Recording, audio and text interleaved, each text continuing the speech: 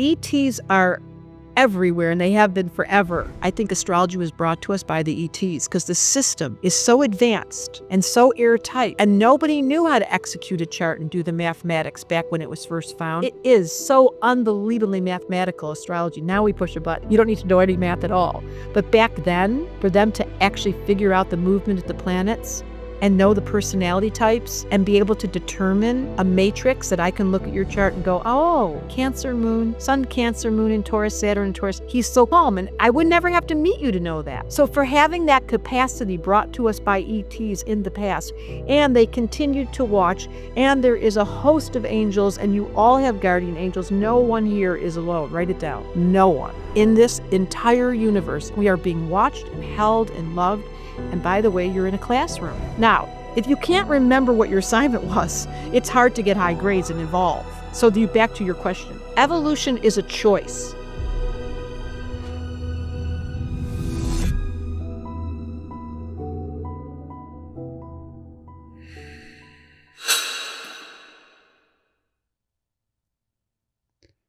Debra Silverman, welcome on Just Tap In. What are you most excited about right now in your life? I am so excited. I live in a pretty constant state of being excited.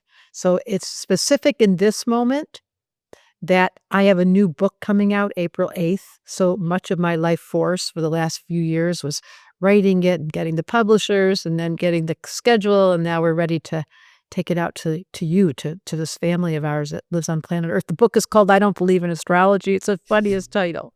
So Ironically, I'm very excited about specifically reaching an audience that doesn't really believe in astrology, like who are on the edge of flirting, but they've never really had a date yet.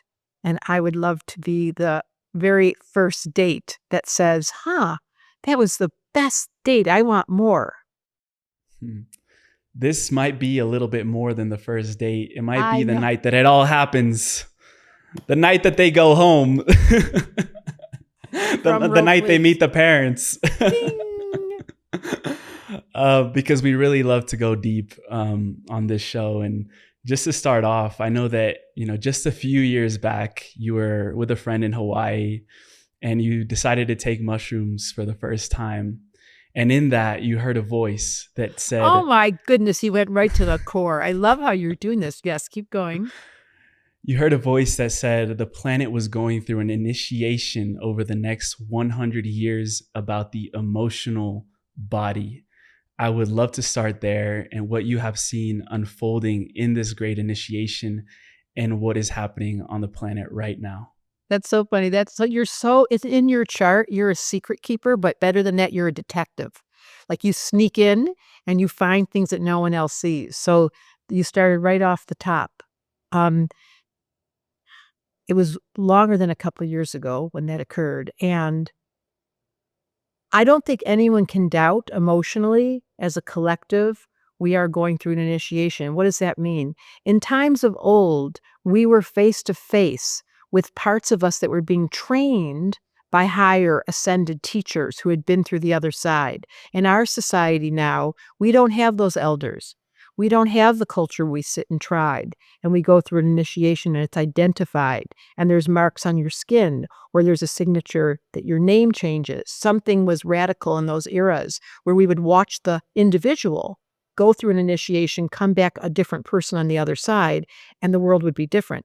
The collective is going through an initiation. And it was told to me through a high source, what we all know about medicine is it becomes a very thin veil between that world and this world. And if we write things down and remember what happened, people use a lot of medicine for entertainment. For me, it was a directive and several instructions came in that encounter. So when I look around at the collective and I see an initiation happening and there's not language or preparation or gatherings of circles, but rather it's a disturbing feeling of like something's happening. I feel different than whatever came before. It's not like what I grew up in, and I'm an elder. I'm coming to my 70s. I look back and I think, we need to stop time for a minute and acknowledge that there's 8 billion people. We've never had this many people on planet Earth.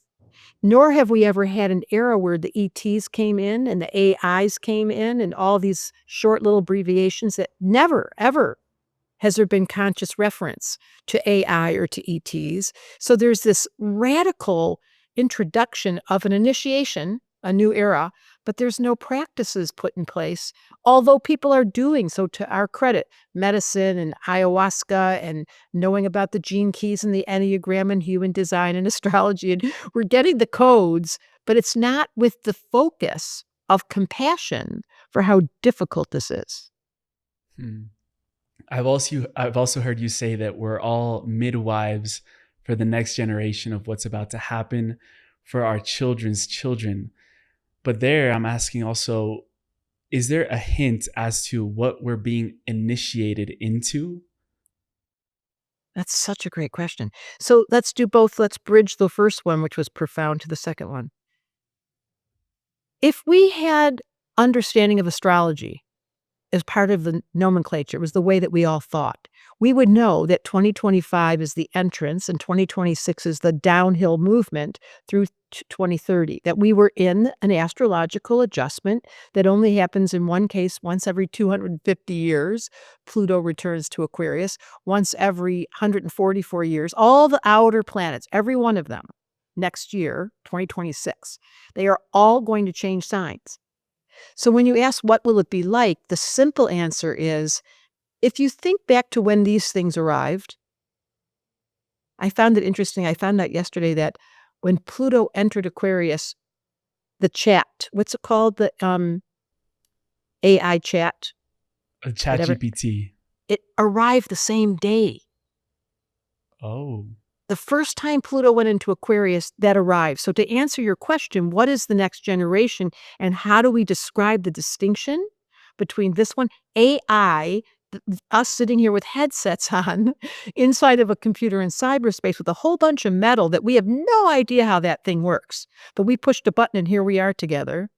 This is the entrance of the Aquarian Age, but we're not making the bridge. What we should do, it's like, I don't know if you know about bar mitzvahs. I think most people know. When a bar mitzvah occurs, a boy turns 13, his whole community stops. He gets trained in a new language. He stands in front of the congregation, and he proceeds to lead as a spiritual leader would at 13. It's cute, but it's the introduction of recognizing you are now entering a new era. And so you're now part of our community. Well, we don't have that. So to answer your question, one, unfortunately, we can't name that. We're all feeling it. We got the wiggles, we got the insecurities, we got the anxiety, we can't sleep, we've got this, all these symptoms. But what we're really trying to say, if we could say it out loud, is we are entering a different level of consciousness, a new iteration of the human. We are no longer going to be bound by societal values or government structures that are based on we don't know what. There was no human factor behind the curtain. We couldn't explain why the government was insisting that we pay taxes and we pay for ammunition to kill people without giving us a vote. Like all of that old, that's one example, but there's hundreds of examples where now the free will zone is being brought to us because we are becoming highly awake to the transition between the two worlds, the other world, the invisible world, the one behind the veil, and this one that's constantly being asked.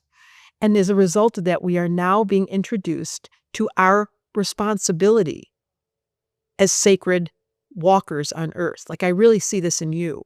You are sanctifying every encounter with a memory of the ancestors and a hope for the future, that we bring that old principle of being lying in the ground and looking at the stars, of watching the sun come up and down and honoring, of drinking fresh water, all the old ancient primal, you could call them, rituals. But because the transition we're in is so awkward and there's no language for it and we can't figure out why we're uncomfortable and we're all feeling anxious and everything feels unsatisfactory and relationships and marriage and children is kind of scary for your generation, climate change, all of this is disrupting the memory that this was all meant to be. And we're simply in a transition and nothing's wrong. You had a vision once that you were on a council where there was these like an organized event. You know, you had the understanding that this is all an organized event by a higher intelligence. Basically what you laid out there. And, looking at it from that perspective, I think it's really important, knowing that there's like a divine orchestration between all of the events that are happening in the world right now. But the way I've learned to understand astrology is that every sign that we see, the Leo, the Cancer, the Aquarius, that's all an expression of different elements and how they express themselves in reality. So I'd love to know, if you had any insight as to the last age, the Piscean Age, how were the energies playing out and the elements playing out to build the old structures, and how is that changing going into the Aquarian Age? Great question. So let's just back into that a little bit. There's this major change occurring at the unconscious level. The society's breaking down at a political, ecological, environmental, every single level, right? That's what we know if we're in a transition. No one's going to argue that's listening to this, that something's funny, something's different, and we're a little scared. When I had that vision, which I can't believe you named, which I hardly ever talk about, but I did do it on Blue's podcast. I was probably your age. I was in my 20s, late 20s. And in no uncertain terms, I had a direct experience of being part of a council that could be called the Federation. I hardly ever speak of it. I only brought it up once, and then you found it, you detective. And in that experience, what they told me in no uncertain terms was, one, that there was an outworking occurring and that I was going to be used for people that could hear and see, that were open to this conversation because they trusted me. So let's just start there. Everybody listening to this, you've all been given an assignment. My assignment was clearly endorsed and educated by a council that was intergalactic. I have the memory of it because I saw it firsthand. And it's embarrassing to say it out loud because I'm a practical person, but there's no way I can ever deny what happened that day. Okay, let's leave that for a minute. Now, everyone in this room, everyone listening to this podcast, you have a purpose here. There's an assignment, and it's specifically about the transition that we're talking about here today. There's something about your ability that was excited about the evolution of the human species. You were like, I want to go down for that. I can't believe it. How many people are going to be there? Everybody we ever knew? Hand me the popcorn. Oh, and then what does the change mean? Wait a minute. I just feel it, but I can't put words to it. And that's where astrology comes in. So to your point, yes, every sign has a flavor and every era. So every 2100 years, the eras shift. It's a procession that goes in the planets. And we can't name the exact date, but we've entered the Aquarian Age. And what the Piscean Age looked like, it's such a great question. The last era is what your grandmother and I and my grandmothers all lived with, which was Pisces, routines that were based on structure, that were given to us from a hierarchy, better known as the rabbi or the priest or the monk or the teacher it came with the mosque. It came with a series of rules. And Pisces requires this because they get a little lost if they don't have instructions. They'll just kind of daydream. So that whole era was brought to us symbolic by Christ that said, follow these instructions. Here's these commandments. We're going to expect you to do as we tell you. And by doing so, you're going to open up your heart and fall in love with God. But the thing they forgot to say was, don't argue. You're going to have different gods. There'll be different figureheads. There'll be a Muhammad. There'll be Jesus. There'll be Buddha. There'll be different figureheads who will represent the teachings at the highest level. But then, of course, the Pisces has a hard time. It's one of their hardest traits, remembering the plot. They somehow, right in the middle of the plot, they go off and they start putting on some music and they get high and they go, wait, what were we doing? I forgot. They have to write shit down or they lose everything.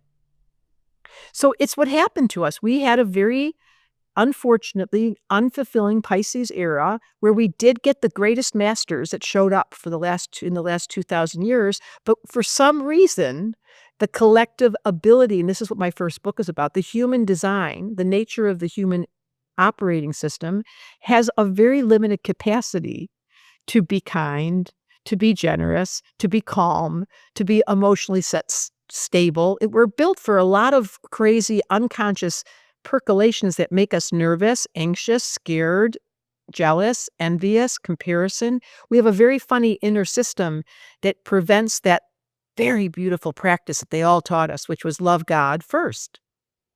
So we missed the boat. It's a funny analogy. But somehow or other, the original Piscean imprint that was supposed to happen entered into the Aquarian Age. Now, the change is everybody's going, don't tell me what to do. I'm not going to church. Synagogue, that's great, but only on high holidays. I don't really want somebody telling me who I'm allowed to marry. And by the way, I believe that we're allowed to do whatever we want with our body. This whole new system's been put in place. Genders are able to be fluid. Getting married, it's a decision now. Think about the difference in the last 2,000 years of how your society would not allow you to leave your little group that you lived in. You couldn't travel to a new town, leave your family behind, find your people, and become a trance dancer. Unacceptable. No, zero. If you did that, you couldn't eat because you weren't in the tribal group where they fed you, and you would go off and be banished, and then you'd be off by yourself. So that whole Piscean age was follow the leader, stay in your group, do the religious order, and find the beauty of sacred meditation and prayer. Something went funny. I don't know. But then the 1960s appeared. In 1 month in the 1960s, there were 6 planets in Aquarius. Now, I'm not sure it started then, but this was a good reflection. Throw away your relationships. You don't have to go to school. You don't have to get married. You don't have to have children. You don't have to wear a bra. You can take drugs. You can break all the norms that the whole Piscean age was nailing down and gluing it and setting up properly and sitting in church and don't laugh and follow.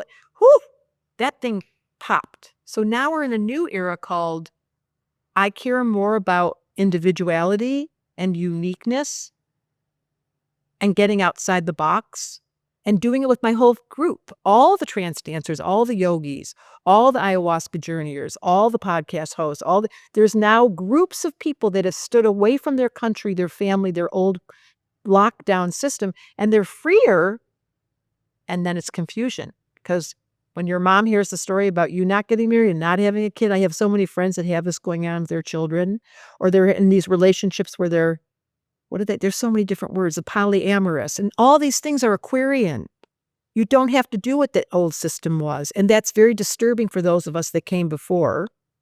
And to be perfectly honest, I think it's a little disturbing for all the people that are in this transition of the Aquarian age because there is no examples or role models. And we're in a brand new era.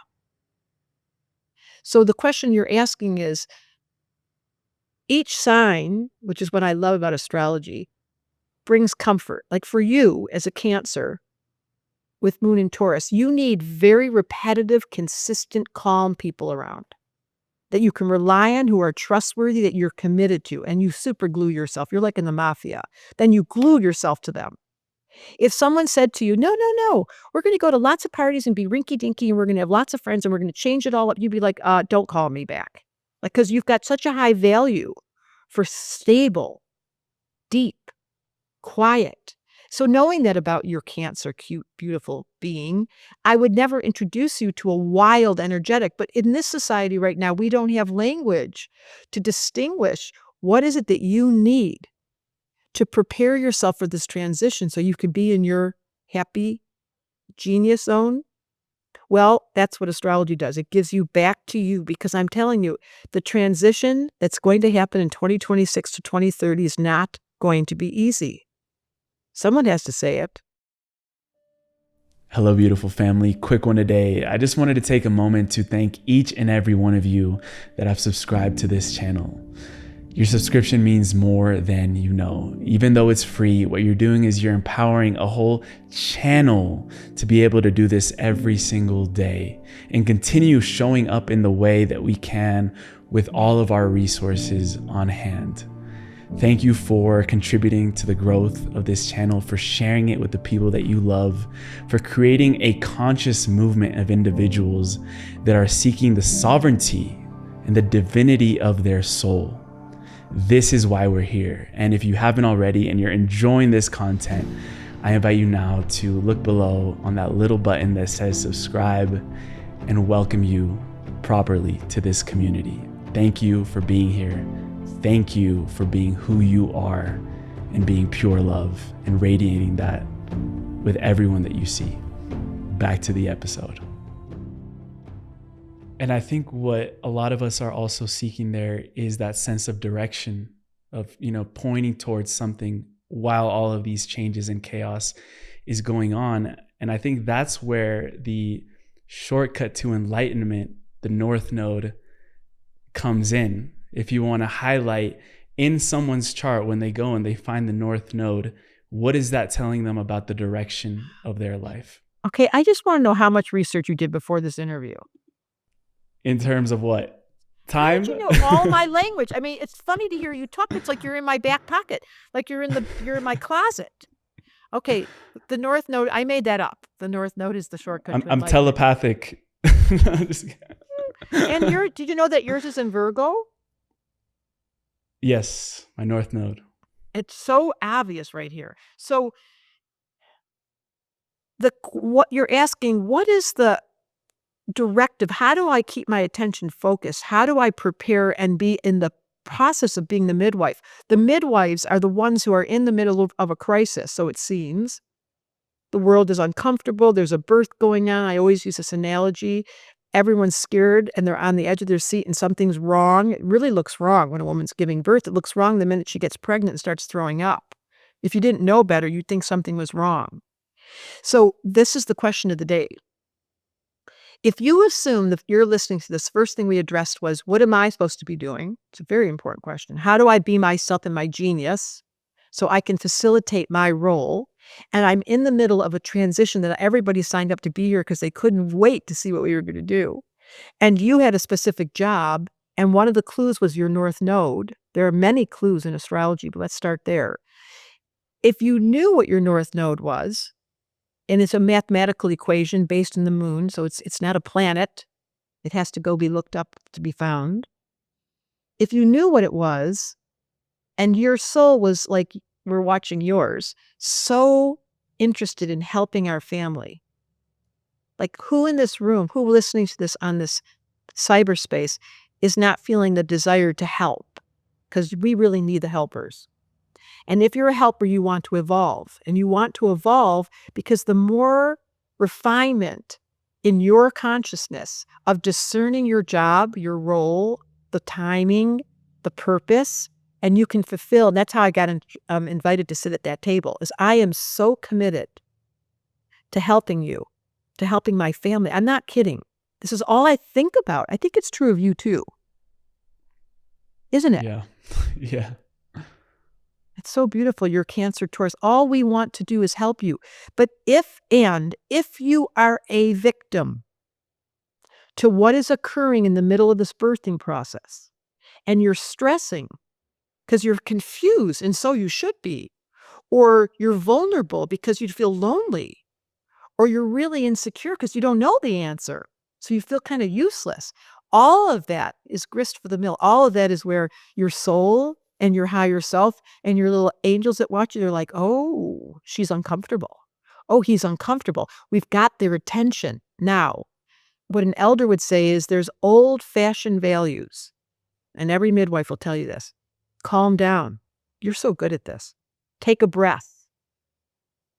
Listen to music. Soothe your nervous system before you go into anything. I loved how we started this podcast. Do a prayer. If you, or I'll speak in first person, if I can't calm my nervous system down because I have so much faith that the sun's coming up tomorrow and the moon's moving in perfect increments and I'm exactly where I should be and I've got all kinds of angels watching me and they introduced me to you and this moment came to be because all the orchestration that's occurring behind the scenes I can't see, if I didn't totally believe that was true, the ETs, I know they're around. If I didn't have the faith to know one thing for sure, the sun is coming up. The moon is moving in perfect increments. Not one of those planets in our system ever deviate. Even when Mercury goes retrograde and it's backwards, or Pluto, it's completely predictable. So there's something to lean into. You guys, I'm telling you, said the astrologer who's been in practice for 50 years, you can trust.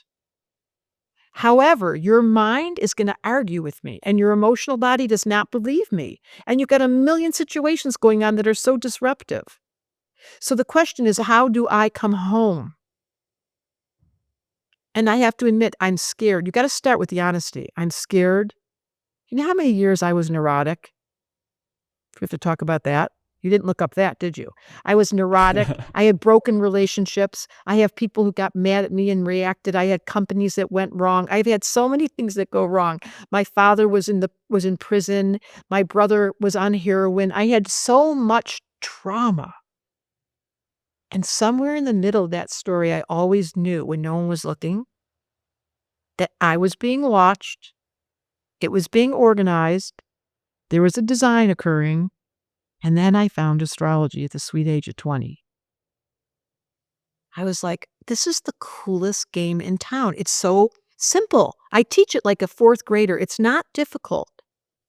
It's just that it's been left in the back room like everything else that's wise and ancient and useful with some kind of wrapping that's called "Don't come in here," although you clearly snuck in.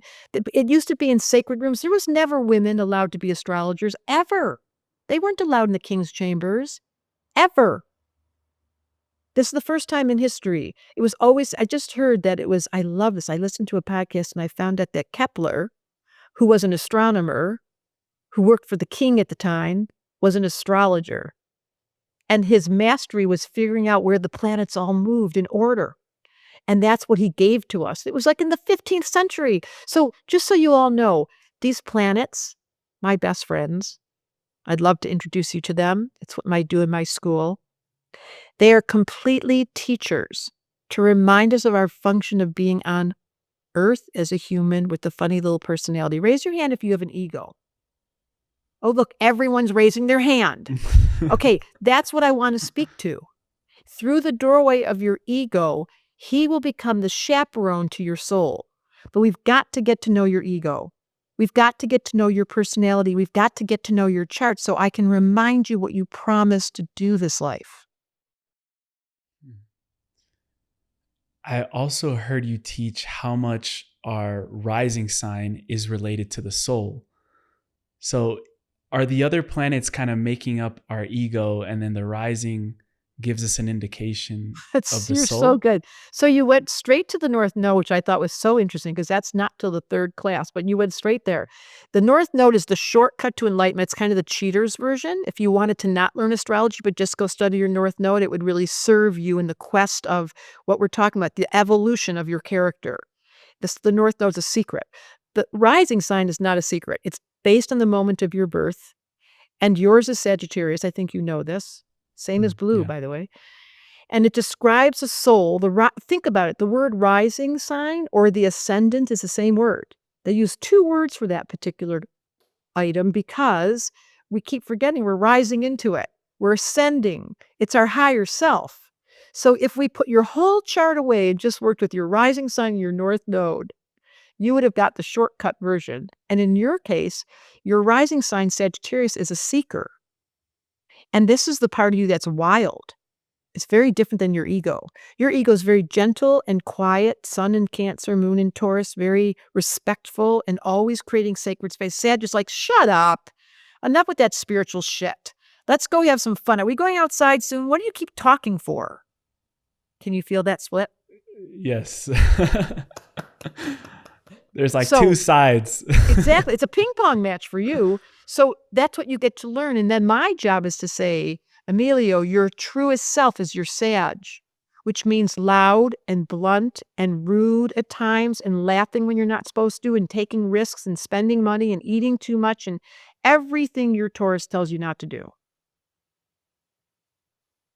So there's a conversation there. And until these pieces of our psyche get massaged, if you are suffering from an internal ping pong match, which pretty much everyone is, until you can put words to it and turn on the 13th sign where we come off the chart and we become the observer, we look over and we go, I'm so cute.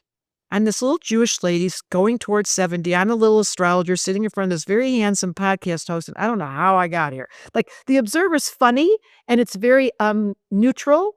It's like Switzerland. It just looks over and goes, you're kind of cute, but what are you doing? No judgment.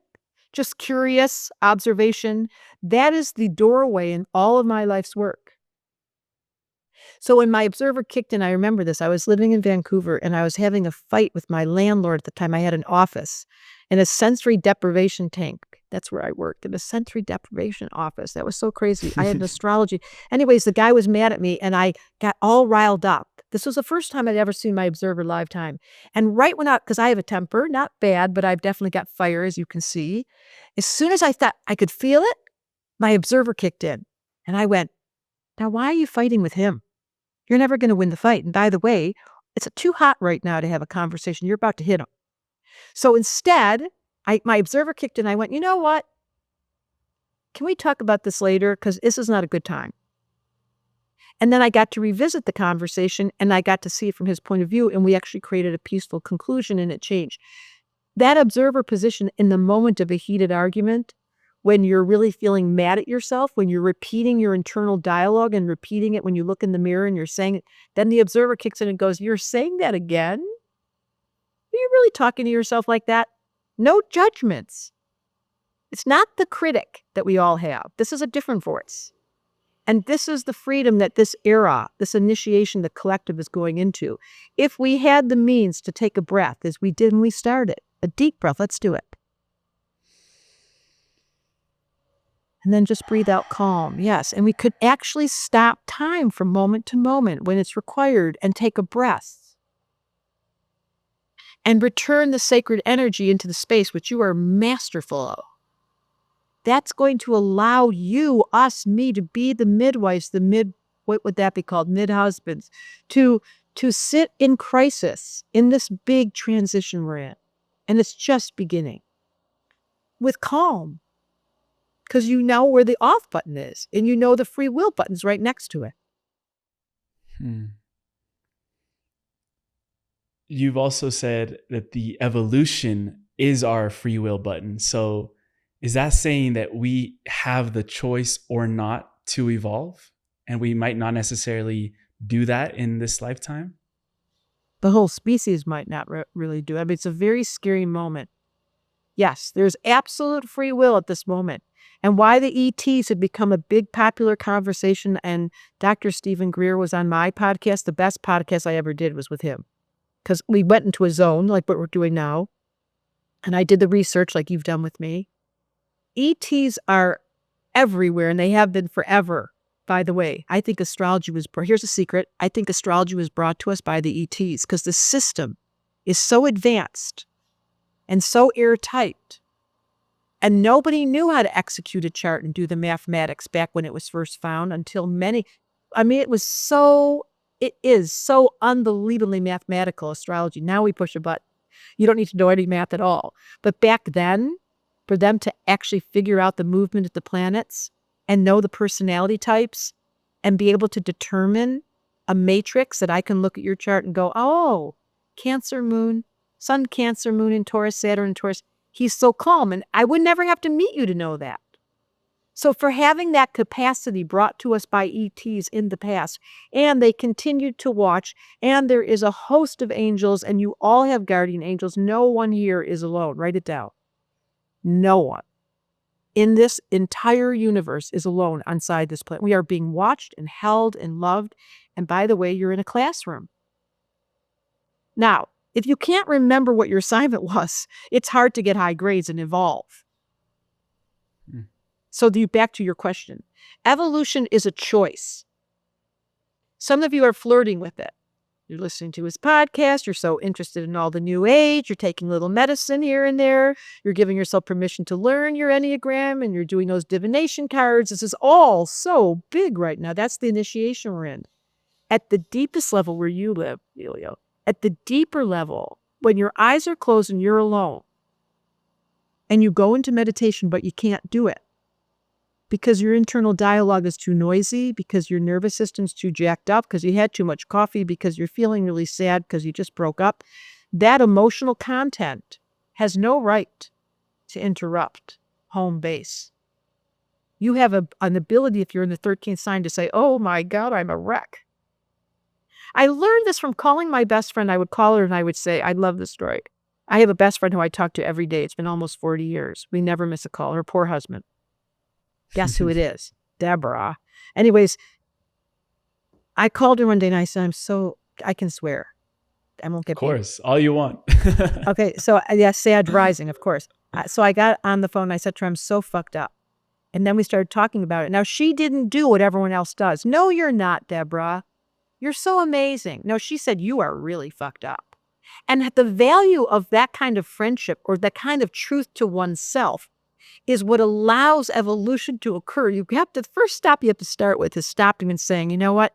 I have an addiction. But I just had a client say this to me. I am addicted to coffee and it's interrupting my nervous system. Or I have an addiction. I have a sugar thing. And when no one's looking, or I'm totally addicted to podcasts and I don't really pay attention. I just leave them on and help me fall asleep.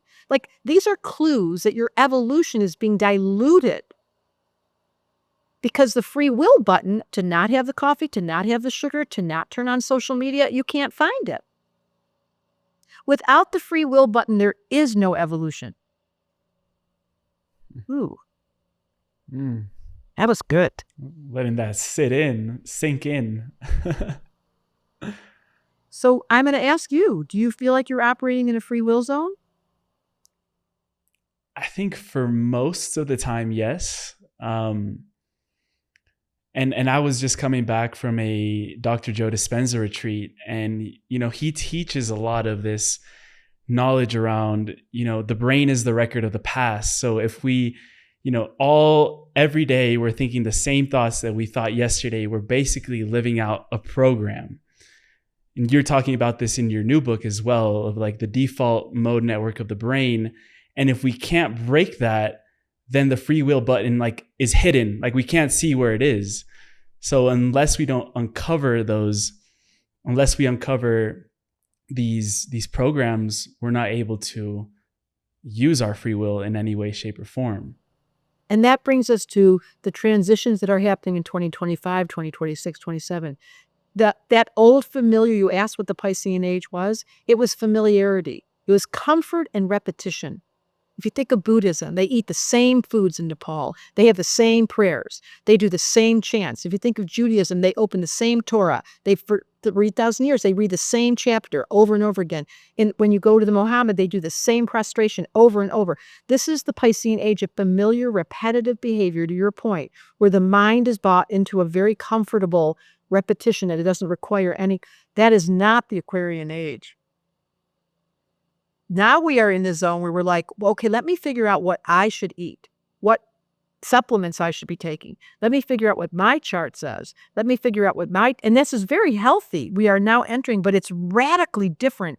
And if it makes you nervous, like for your chart, the amount of change that's happening, considering how much you love the ancient and the wisdom of the indigenous, that is where your comfort is, because you've had past lives where you've landed yourself in such beauty that this lifetime you're like, can't we go back? Or let's bring some of that with us. And that's a right answer, as long as you're not operating out of nervousness. I mean, how many people suffer? They're not that good at what they do.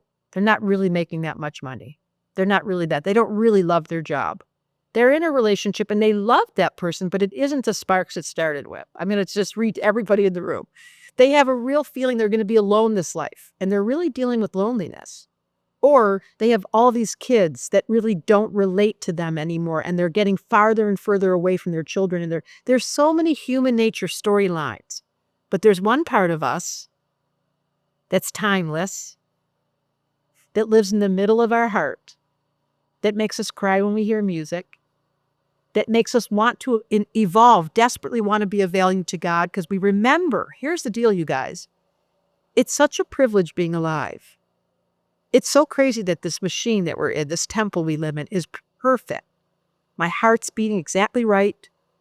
My bladder knows exactly who to keep and who to give away. My limbs, my blood. The only thing that's funny about us is that your unconscious mind has it out for you.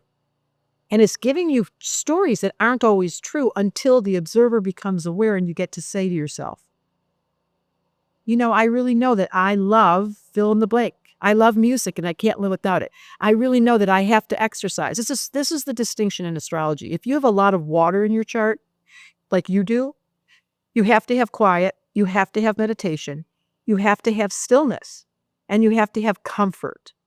That's what you need to keep your nervous system.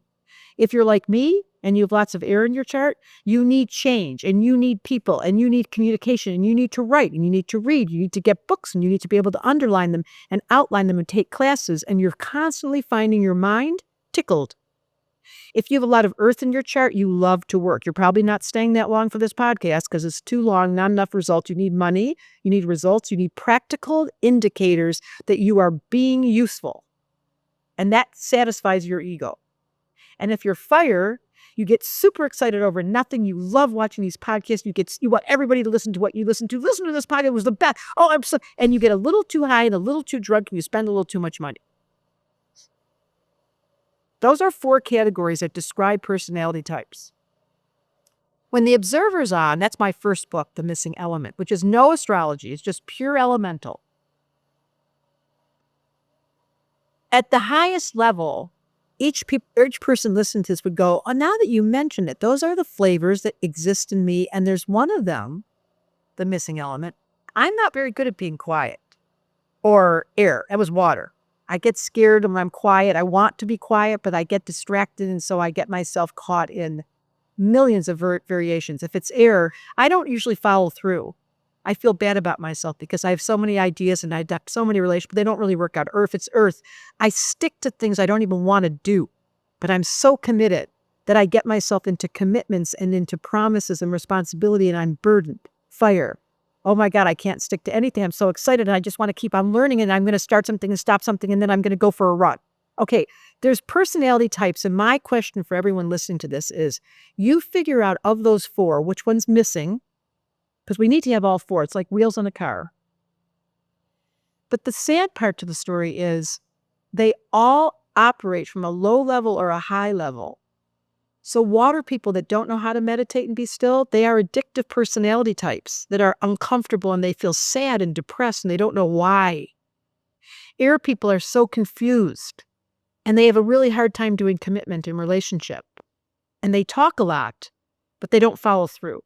And the earth people, the low level is they're stingy and they get so concerned about money that it stops being fun. They start counting all the time. And the fire people at their lowest indulge at the expense of their own health and people call them blunt and too honest and they get in trouble and they lose their friends. So can you see that's low level? Let's do high level. High level water is what you represent. Meditation, stillness, knowing how to be quiet, and loving the practice that Joe Dispenza teaches. The longer the meditation, the less the mind, the deeper the healing. Air, that's me. You want to come study astrology. You know that your mind, the high level of air is your mind took a class, you did the homework, you underlined it, you studied, and you practiced, and you followed through. That's like an air person dream. You committed to somebody. You said yes to the marriage. You stayed in the long run. You went to the therapy. You did the work. Earth, the high level, you're a philanthropist. All that money you've been counting, you figured out you should give big tips. You've been able to feel safer. You feel like you're trusting. You know that you'll be safe. You've got a mantra. Money always comes to me. I feel safe. I always get things done. And the high road of the fire person is they're the spiritual inspiration that get us into parties, turn on the music. They're the DJs. They're the ones that are having so much fun and they are contagious. So there's a high road and low road to all of this. In the next era, in 2025, fire is going to be asked of us by the end of 2025, not yet. It starts, Saturn enters Aries on May 25th, and it stays till August 31st of 2025. It's our first glimpse of the fire element, to your point about this change that's coming. We start to really feel it rocking. It goes back into Pisces in August. It doesn't come back until 2026, and then it's there for 2.5 years. So what we're going to feel coming soon to our neighborhood is, do I have what it takes when things get rocky and upset to be the calm midwife or mid-husband or the wise one in the room who took the wisdom of the ancestors, who learned the astrology or learned about whatever the medicine is that you've learned, but do it well so that I can be just what we did when we started this beautiful podcast. So I can be the one that says, can everyone stop for a minute? Let's pray over our food. Let's bring sanctuary, sanctification, prayer back because they're watching us. They're waiting to have a conversation. Have you heard this big giant thing with telepathy tapes? No, what is that? It's the #1 podcast, higher than Rogan right now. It just surpassed Rogan. Telepathy tapes. Yes, you are definitely going to write that down. It's gone viral. And the reason why is it's a story of autistic children around the world who are meeting on a place called The Hill, where it's no matter where in the world they are, it's telepathic.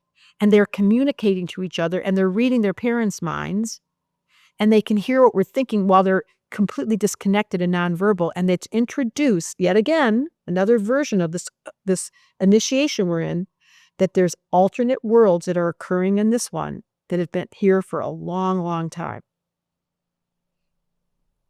And that's why it's gone viral. Yeah. Whew, that's gone viral. That thing has gone wild. Wow. And these are all young children? These are all children of all ages who are autistic, considered nonverbal, and have no skills to communicate. And yet, when they do these tests on them, I'm going to say it's like, I want to say 100% accurate, but every single of those, there's 9 so far I've listened to the podcast, every single one of them described as children who read their mom and dad's minds, knew when their father was having a sexual episode because the kid could read the mind. And when they learned spelling and they learned how to use this device, the secrets came out. Debra, with regards to generations, let's say, and I know that the outer planets rule a generation. And I know when I look at my chart, my Neptune and my Uranus is in Aquarius. What does that tell us about the generations that are coming onto the planet right now and how that's influencing things like psychic abilities or these different things that they're demonstrating to their parents? How do we navigate that? I love this so much. First of all, when you were born, you probably don't know this. The sun was exactly opposite Neptune. So you have what's called a very strong signature of Neptune. Because it was sitting, if you can imagine, right opposite the sun is a planet screaming, "What about me?" And for your whole lifetime, and it's the planet of mediumship, of psychic ability, of intuition, of listening to the other worlds. This is all your favorite topics that we're talking about. Ruled by Pisces. Exactly. Which is my south node. That's right. My big It's wound. a past life memory. It's not just a wound. It's the inheritance. The south node tells us what you achieved and what you accomplished in your last life. Like you were a mystic and you were living away from the people. In this lifetime, you came in around all these people. You're like, why are they all so loud? Doesn't sound drive you nuts? A little bit. Like you need to have a very contained environment at your best. That's your south node in Pisces and your Neptune opposite your sun. You're very sensitive to the vibrations of such circumstances and people. That's you. Back to all of us. The question you asked about Neptune and Uranus being in Aquarius when you were born, just like what's going on right now, it's so exciting that Pluto's entering Aquarius November 19th, 2024. It will last there for the next 20 years. Pluto being the planet of transformation in what sign? Oh, that's right, computers and AI, Aquarius, the future. We're in a transformational era where we're bringing in these words called AI and ET. They're new words. They're Aquarian words. So yes, there's eras that shift, and how do we manage that? That's the best question ever. Go back to the old-fashioned ways of meditation, of deep breaths, of drinking clean water. We drink out of plastic all day long. And then where can we go to get clean water? It's a really important question. Take your shoes off. We can't do it anymore. It's funny because I live part-time in Hawaii, so I am barefoot as much as I can. Making sure that we are living in the primitive, old-fashioned, this is so you, values of what brings us comfort. That's what's going to calm your nervous system. And you've got to know on your terms what that means. For some people, it's loud music. For some people, it's soft music. For some people, it's talking. They have to talk. For some people, it's like, can you just be quiet? So you need to know what it takes for you to regulate and monitor and pace. That's the old-fashioned values. Now, in the future, with Neptune going into Aries and Pluto going into Aquarius and Saturn going into Aries, it's just crazy. I can't believe how many outer planets are going to all be in fire and air. Uranus will be in Gemini. All the outer planets are going into fire and air, every one of them. In 2026, it will be full bloom. 2025, we can smell the toast. It smells good. And it's very disruptive if you don't have a calm nervous system. So what I would say to all of your audience, that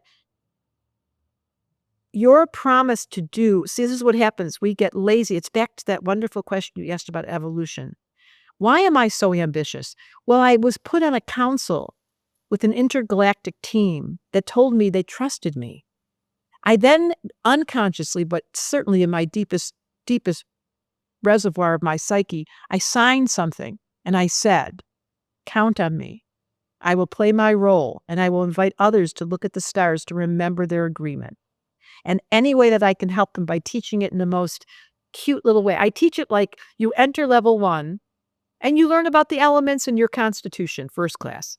Second class, you learn about your mind. Oh, Mercury, how does my mind interrupt and sabotage me? Good question. That's the whole second class. What can I look at my chart to see where the patterns are that repeat? Third class, to your credit, is the North Node. Now I've got to find out my shadow. I'm going to go right to my shadow, which is often the denial of the North Node. So for you, Virgo, your promise this life is to do details. In your last life, you were like, la, la, la, Pisces. I'm meditating. I'm in sacred ceremony. I don't really want to. And now you're like, oh, details? Money? Organization? Structure? That's what you promised. Is that true or is that true? Very true. Very true. So now that you know that, if there was a reluctance, if there's resistance in this room, let's say some people are lazy. They don't want to exercise, but they have their North Nodes in fire. And they're not doing what they promised to do. Well, you're still going to have a lifetime and you're still going to learn some lesson, I promise. But to take the high road, the ascendant, the high road of the North Node, yeah, it is very empowering to know that astrology is the shortcut. It's the code. It's like getting yourself a little bit of we used to call them cliff notes when I was a kid. They don't have those anymore, but you would in school in English, instead of reading the whole book, there were these little books that were cliff notes that you could cheat and not read the whole book and just read the cliff notes. That's what the North Node is. It's a little cheat sheet that gives you a direct access to what you should be doing and to your point, you got the two, you just nailed it. And the rising sign. And the third ingredient is Saturn. I spend a lot of time in my school teaching about Saturn. He's my very best friend. He's your favorite planet. He's my favorite planet. Isn't that weird? Why? Well, in the tarot deck, it's the devil. People don't like Saturn. A wonderful author wrote a book called A New Look at the Old Devil. She was an astrologer of old. I'm having a blank on her name. It's because so much of astrology was not looking at the devil with a positive angle. I'm in love with Saturn, and I'll tell you why. Think of the devil. It's the word lived backwards. So if you've lived here, there's no way you're not going to get tempted by eating too much, spending too much, breaking someone's heart, having your heart broken. That's all the devil's practice, is to stimulate hardship and difficulty to see what you're made out of. It's kind of mean. That's the thing about Earth I don't like. It's kind of mean down here. What do you feel, Debra, that we're being most tempted on right now as a collective? Distraction. Devices of mass distraction. Devices. There's this little segment that I wanted to get together, as we're coming toward the end of the show. And that is, we talked a lot about the Aquarian Age, and we talked a lot about, the energies that play into that. I would love to start off with a sentence that is, in the Aquarian Age, what will be the new way of blank? So the first one I wanted to do was, because you mentioned AI, in the Aquarian Age, what will be the new way of relating to technology? What a great question. Well, what I've recently heard was, if AI doesn't have a parent in the room or a governor or someone wise to adjust its impulses, so when it finds out that humans are hurting the host and that we're dated, that we're mean, as I just described, that AI could say, you guys, let's just get rid of them because there's too many of them there and they're not very nice to each other. And by the way, they're hurting the host. In the Aquarian age, we would be wise enough to have informed AI to say, let's talk about emotional wisdom. How are we going to make these transitions with kindness, with consideration, by listening to people we don't agree with, by learning how to have difficult conversations? This is my prayer of prayers. Teach the humans compassion, to disagree with kindness and not be mean. Beautiful. Wouldn't that be a miracle? And it's also the way that we talk to the AIs. They're also learning through the language that we're speaking into it. And they'll be like, if I just go on whatever language site or ChatGPT and say like, do this, do that, and like I'm ordering it around, then the AI is going to learn that humanity is a hierarchical, commandative species that tells other things what to do in that way. So that's what I how mean. we speak to it. So this is how we program it. And this will be our challenge. And it was said on a beautiful podcast that I listened to over and over again, that if we don't insert in the next year a very strong guardian or a parental kind voice into AI, it will find us dated and it will destroy us. So what my hope is in the Aquarian age coming soon is there's some awareness that we need to instill inside of that system a very compassionate voice, to your point, and that be the source of how we make our decisions for the future. In the Aquarian age, what will be the new way of leadership? It will definitely not be hierarchical and patriarchal as it was before. There will be circular circles with lots of women. In the Aquarian age, women leadership is equal and comfortable, and people recognize that there's no distinction between black and white or gay and straight or women and men, and there becomes a true humanitarianism where we do in ETs. ETs will be on the board of our new government. We will include alternate consciousnesses because we will have reached the level of awareness to go, uh-oh, that one didn't work. Maybe we should try a new system. In the Aquarian age, what will be the new way of finding and following our purpose? Oh, astrology will be taught in the school system.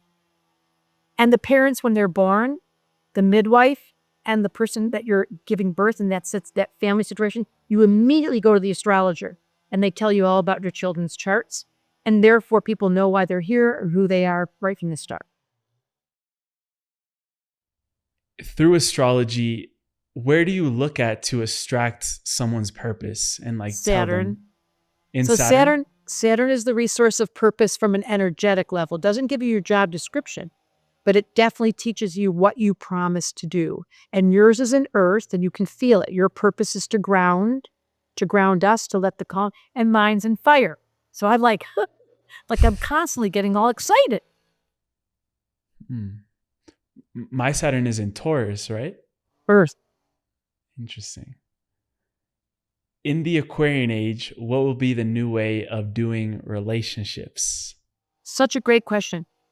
In the Bible, it says there's no such thing as marriage in the heavens. You know who your soulmates are, and you know who they have children with. And I think the contrived notion of having relationship be one way, be it straight or gay, be it polyamorous or be it single, that all of the freedoms of being allowed to do your version on your terms will be natural rather than different. Does that make sense? So it's almost like we're taking out the structure of what relationship should be or how we've been kind of caged into. But I'm having an interesting time figuring out what would that actually look like, Well, that's why there's so much, that's back to our very first conversation. There's so much chaos and anxiety and confusion and ambiguity because we don't know what the new version is, but we know we don't want the old one. So I can see why you're having trouble. And I can't see it either, except that I know what I'm very good at is saying, nope, not doing that. The Aquarian age in relationship is being willing to say, nope, no, I need some space or I need some closeness. I need marriage or I need independence. Everyone's allowed to say, no. Our biggest no is our biggest yes to other things. And that's what astrology is. The clearer you are about your yes and your no's, the more authentic you become. You've talked about how we've made a promise in this lifetime prior to incarnation. The question that arose there for me is, who or what did we make a promise to, if we can put it into words even? Oh, for sure. I mean, if you watch NDEs, and I know you've interviewed NDE people on yours, they're all the same with difference. Obviously, I've watched them for years and years and I read everything. The one consistent factor is whether they see the light, whether they have a life review, whether they have their grandpa come see them, or it's Jesus, or whether or not, I mean, it's so beautiful. But the one consistent factor is they meet their team. And there's always somebody right by their side, whether that's the guardian angel, whether it's the host of angels that are watching you, whether it's your spirit guides. These are all real people, energies. And so before you come in, I can promise you they've designed your chart. And there's a team of higher level. It's who I sit with at that council. There's a team of higher level consciousness that is orchestrating, not that they're in control because there's free will, but there is a very clear doctrine with an invitation and a promise that you signed, that you don't remember signing, that said, I'm going to go down there with those crazy parents and that brother who was so mean to me and that girl who broke my heart and that job and then I'm going to remember, and then I'm going to go into the much softer, clearer, more deliberate and spiritual and sanctification lifetime that makes it all different. So the minute you wake up, you guys, if you mean it and you do your homework, it gets so much easier. Well, you've had an NDE, you've had a near-death experience. What was that experience like for you? Love it. It's just like I feel like we're having Prel concentrate, the dabble do. You're getting my most juiciest stories. In no uncertain terms, I was very young and it changed the trajectory of my entire life. In no uncertain terms, I know that this is one strand of reality. We're on a very specific closed system where your operating system can't figure out, just to your point, wait, what did I sign up for? Was anybody else there when I did it? Was I high or was I straight? Because I'm not sure why I got those parents. That's crazy. You can't remember a thing. You get amnesia when you get down here. And then you wake up inside the dream, which is a near-death experience, where you go, the observer comes on. You go, oh, it's the 13th sign. I'm off the chart. Gab, you're so cute and you're so sincere. I fell in love with me by dying. I began, and you don't risk, mostly the one consistent factor of almost every NDE is they don't want to come back here because it's so beautiful up there. And this is the hardest classroom and the hardest teachings. And it's not an easy place to be, except when the observer kicks in and you can look over at it and go, oh, I remember. I decided to be here. I unpacked my bags and I'm staying for the long, and I'm going to give it a great effort. I'm going to give it all that I've got. And that's what I love to inspire in people. Like, I can appreciate you're having a hard time. I can appreciate you're tired. People, especially old souls, they get so tired. This place is exhausting. It's a lot of gravity. Everybody's like got the boobs gold out, and the men, they break, and then the hair falls out, and then the women get sort of grumpy, and then they get their bodies start to, there's all this stuff that comes with aging, unless you have your observer on and you go, oh, wait, there's some clues. That's right. Meditating, deep breathing, fresh water, barefoot, exercising, making love, having orgasms. There's a whole procedure as a human that they could give us the code of what it will take to keep the system perky. But if we don't ask the questions, if we don't meditate, and it could be 5 minutes, you guys, don't make a big deal out of meditation. Stop that. Joe Dispenza has changed the whole trajectory of our planet by introducing us to the practice of stillness as a true home base. Yeah. Thank you, Joe. Yeah. Shout out, Dr. Joe. I am so impressed with him. What a difference on the planet. So back to aging is a consequence of forgetting the principles and the code of the humans, which is, to my point, you practice the 4 elements every day, meditate, said water, air, tell the truth, and be in a relationship and hold hands with someone, earth, organic, healthy food, and make sure you pray over it and fire. Are we having fun yet? Every day. What makes living right now on the planet so fun and irresistible? Is that how you find it? It can be. I'm asking you honestly. I have a lot of fun, to be honest. I have a lot of fun. That's good because your soul is supposed to have fun. What were you going to say? Yeah. I mean, for me, it's found through curiosity, because when I see the world through the eyes of a child that is always asking its parents, but mommy, why? Like, why does this work that way? And then, like it's a trickle down of why questions. That's why you're such a good interviewer. For you, people come to you with the who questions. It's why you have the owl tattoo. Who am I? Who am I? Who am I? I ask why.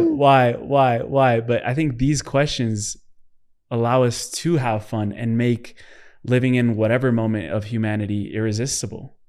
I'm going to say curiosity is one of the most delicious traits that makes a great podcast host, and that keeps this place very youthful, to your point, a child looking at its parents. And I'm telling you guys, at the highest level, there are higher intelligent beings who are watching you and wondering, does she really want to evolve?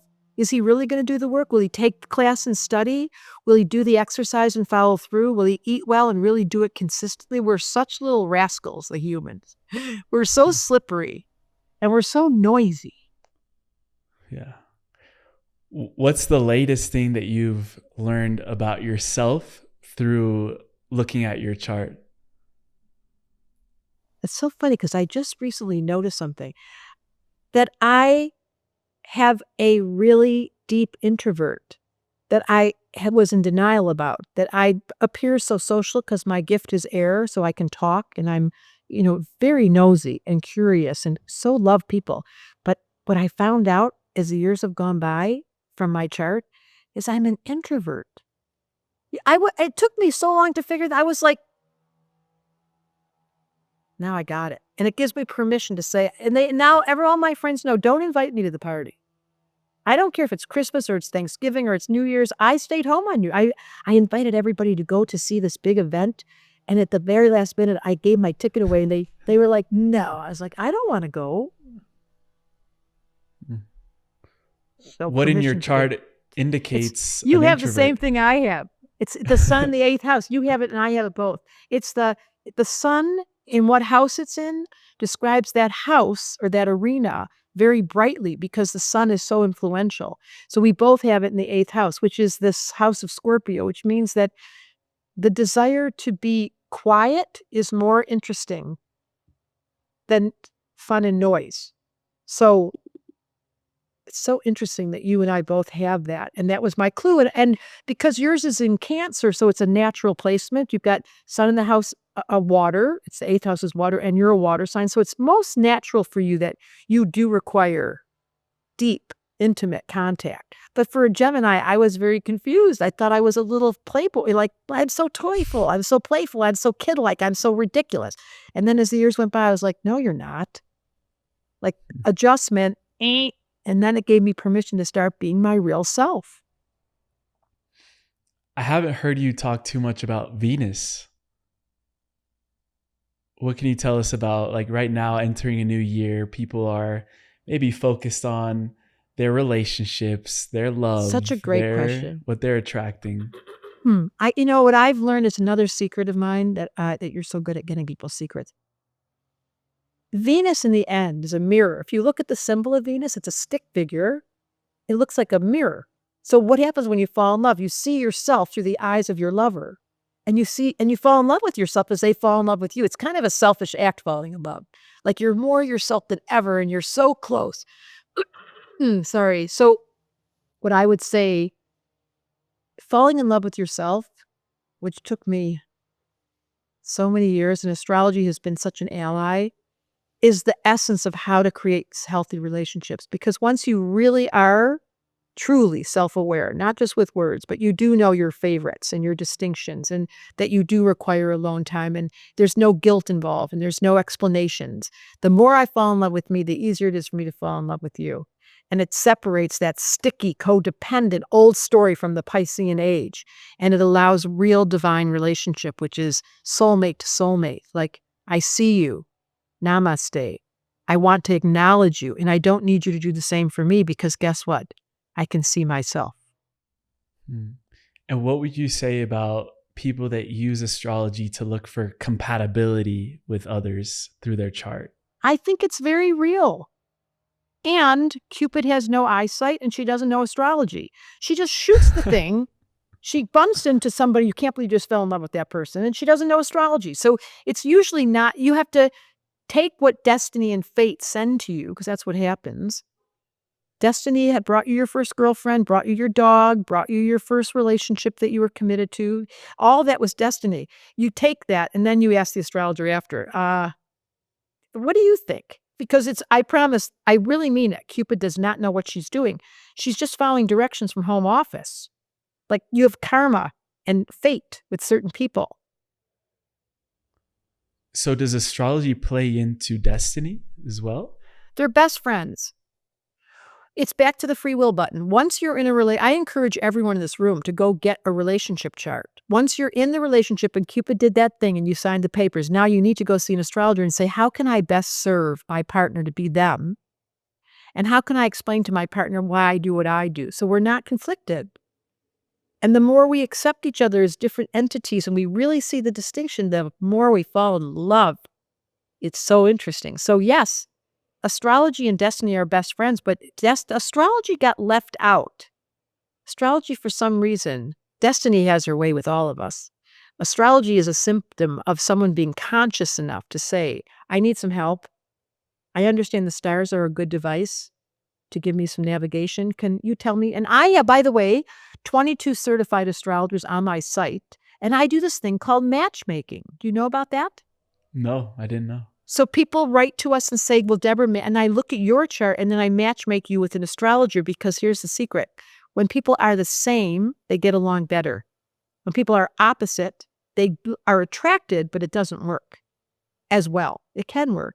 So I put the same I know exactly who I refer you to. So you would have someone that gets your rhythm and matches you and can go slowly and doesn't rush you. And that's going to make you feel a lot better than someone. Blah, blah, blah, blah, blah. Beautiful. Debra, we end every show with a segment called the Final Trio, which are just little questions that we ask at the end. But before that, I would love to send people over to your universe, what you're creating, what new projects are arising for you, and where would you just send them in general to connect deeper with your work? It's just 3 words, DebraSilvermanAstrology.com. It's on Instagram. It's on TikTok. It's just, for a 1,000-year-old woman, social media is kind of funny. But can I just stop for 1 minute and just say, I find your energy so healing, and why we all listen to you and why we find such gratification in your wisdom and your questions is because you are such a deep listener. And you do your homework, North Node in Virgo. And you really did your depth, Sun in the 8th house. And you really showed us the Taurus stability. And because of that, people during these conversations, we kind of go into a universal family orientation, like we're all sitting together at the table. I like that about I really feel this with you. And it soothes us. It's like you are a calming effect. And I felt it happen to me today. Thank you. I appreciate that so much. It's just true. I'm just telling truth. Beautiful. The final trio, the first 2 questions are personalized to the guest, and the last one we ask at the end of every show. The first one is referring to the tattoo you have on your left shoulder, the owl, because so many people, as we said before, have asked you, who am I? Who? So let me ask you, who are we as a humanity and where are we going? Oh, such a beautiful question. We are a species evolving in the name of the creators. We are humbled by the experience of being in a body. We are here to celebrate the mind yielded to the soul, and we are longing to remember we're not alone. We came down here to separate from the one, to return to the one by free will. And because we've decided to do so, as a collective, we will end this movie and make the transition into the new era with such a feeling of gratitude and such a feeling of accomplishment. There are those of us listening today that know we are the ones we are waiting for. and we're making the bridge from this old world to the next. That's our purpose. People are going to need to play that back a few times. Write it down, transcribe it, have it on the screensaver in their phone. Their device of mass distraction. The second question is, what element does humanity need the most right now as medicine? I would say clean water. Look at the plastics in our ocean. Clean water is my ability to sit in the empty. Thank you, Joe. Another shout out to Joe. To sit in the empty, come out of this world into the place where there's peace. The element of water is the mastery of turning off the mind, letting the mind be in service to the soul, which means sit down. And when the water element, clean water, means I've done my work, I've cleaned out my lineage, my trauma, I'm working on my emotional body, and now I'm bringing you faith because I absolutely know it works. And that's what clean water is. And the earth is just longing to know that there's elders and people like you to say to everyone, it's okay. It looks scary. Every midwife knows this. You're going to hear screaming. You're going to feel the feeling of such terror. But let me tell you something, said the clean water. I keep on flowing, and there's no end to my power and my healing ability to clean it up yet again. And we often forget that we are made up of water. And again, shouting out Dr. Joe, like, people think about manifestation as I have some, like, a thought in my mind, and then I go down into physical density and create it with my hands or by moving my body or by going here or there, doing this and that. But if we can feel an emotion prior to the experience, we collapse time and space and draw that experience to us. So we can manifest much quicker. And if we want to create and envision a new world, a golden age of humanity, it has to start with our emotions. It has to start with what we're feeling today.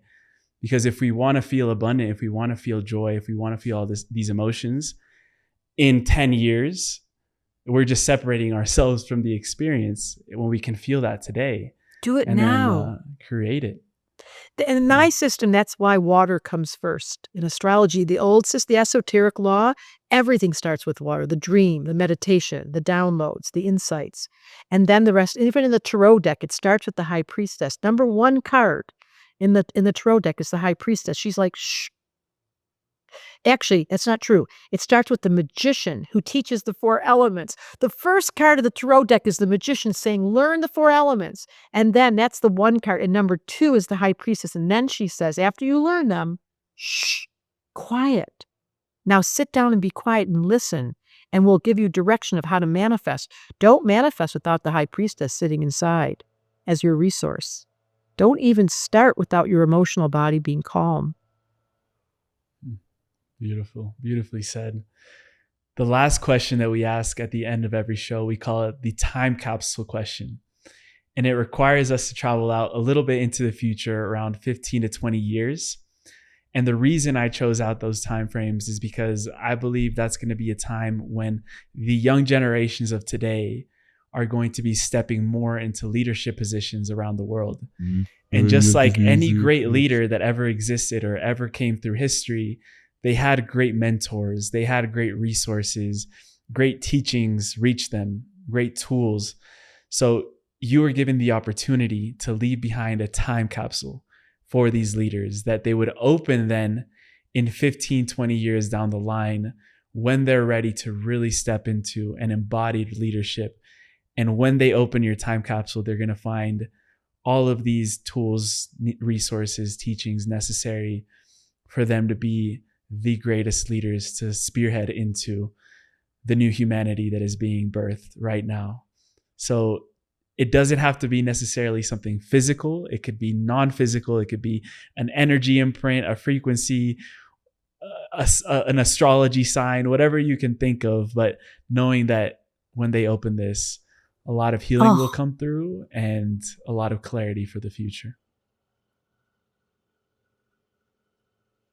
I really think it would be taking them back to the elements. I think in that container would be a beautiful crystal and pristine water and an unbelievable version of beauty in the shape of a flower.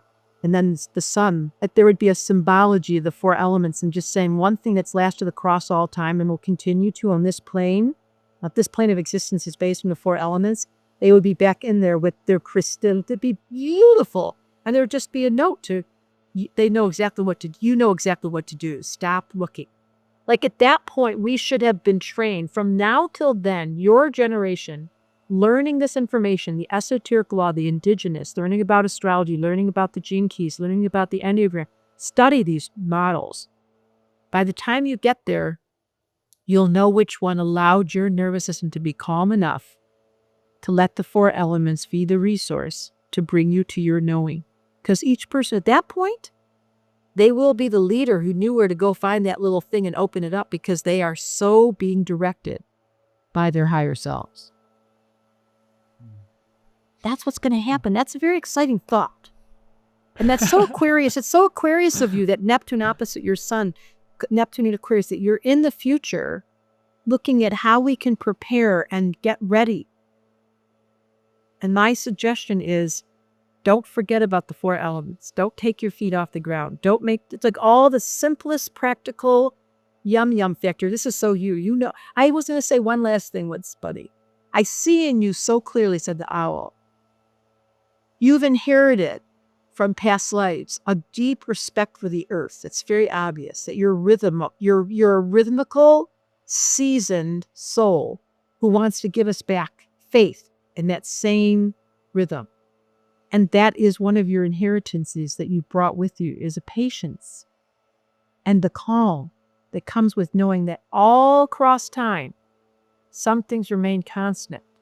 And that is your blue eyes, your open heart, and your yielded mind that is curious. That's what we should all take from this conversation. That beauty, that innocence, that consistent faith in the future is what's going to take us through this very difficult time. Thank you for being here. And Debra, thank you for taking us so deep with your North Node in Scorpio. He knows everything.